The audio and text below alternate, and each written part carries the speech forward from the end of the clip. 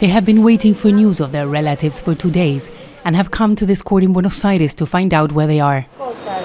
Leonor Campos' husband, Ramon, his daughter and granddaughter were detained last Wednesday during violence that happened while Congress debated President Javier Milei's economic reform bill, a landmark document with more than 200 proposed laws.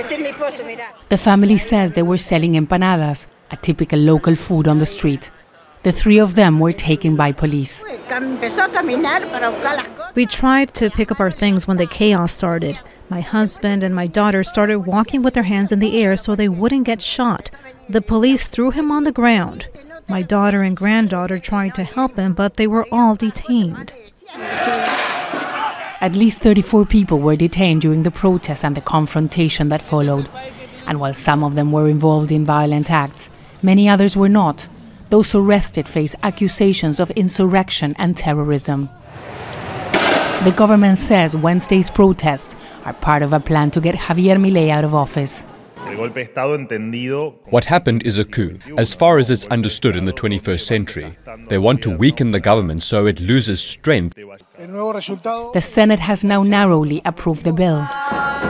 Since taking office, Milei has imposed a new security protocol on the streets. People are not allowed to block the roads. This has increased tension with political organizations who want to protest against the government. Javier Milei is implementing a harsh austerity plan that has left-wing groups and other movements on the streets. The government has already shown zero tolerance with these groups, and that's why human rights organizations are extremely concerned about how this government handles dissent. Nelly Minierski has been fighting for human rights all her life. She's a lawyer who challenged the military during the dictatorship in the 1970s and 80s. To compare a protest with a coup, to have a prosecutor investigating it, and to have so many innocent people arrested shows us that our democracy is at risk. Leonor's family and 14 others were released on Saturday because of lack of evidence. Those involved in violent acts remain in prison.